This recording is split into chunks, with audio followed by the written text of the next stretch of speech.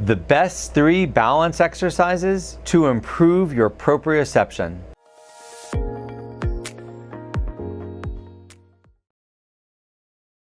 Hi, my name is Doug. I've been a physical therapist for 30 years, and I specialize in helping people with balance problems and helping people prevent falls. These 3 balance exercises are the best at improving your proprioception.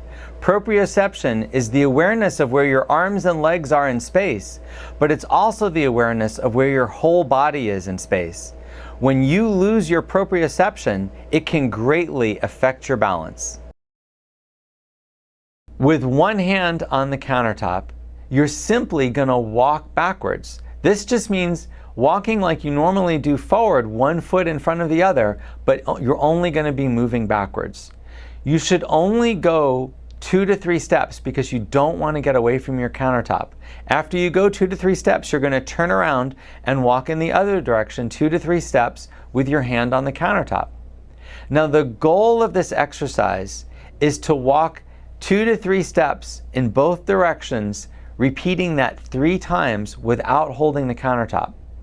But in the beginning, you're going to find that you're going to have to grab the countertop every so often. In fact, the first few times you do this, you may be holding the countertop the entire time. Over time, your balance will get better and you can let go of the countertop more and more. You want to work towards the goal of being able to let go of the countertop the entire time that you're walking backwards. To do tapping on a step safely, you're going to need 2 things. One is you need something to tap. It could be a piece of tape on the floor, or it could be an aerobic step or anything that is easy for you to tap. The other thing is you're going to need 1 or 2 things to hold on to. You can use the back of 2 chairs. You can use a countertop in a chair.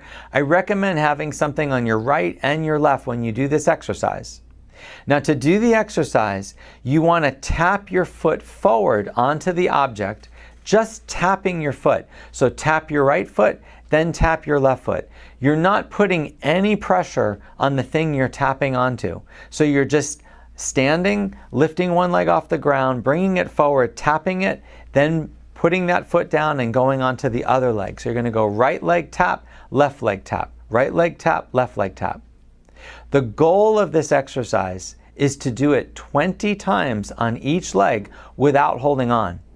But in the beginning, you're going to need to hold on. You might find that you're losing your balance the entire time. That's okay. Hold on if you need to the first few times that you do it. But what you want to try to do is let go when you're doing the tap.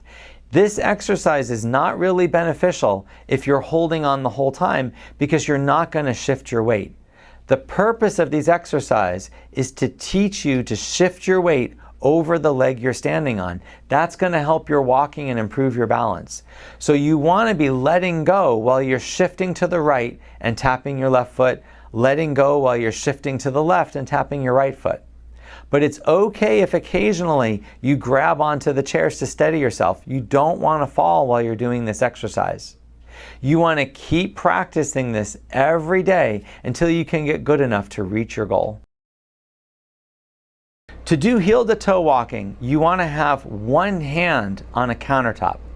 Then you're going to walk heel-to-toe, which means walk so that the heel of the foot that's forward touches the toe of the foot that's behind. So it looks like you're walking on a tightrope. Now, some people find that it's easier to have a tape line or some kind of mark on the ground to walk along to help them walk heel to toe, but you don't have to have that. You can simply walk with your heel of the forward foot touching the toe of the backward foot. The goal of this exercise is to walk 3 to 4 steps in each direction without holding the countertop, repeating that 3 times. So walking heel to toe in one direction, 3 steps, turn around, the other direction, repeating that process 3 times without holding the countertop.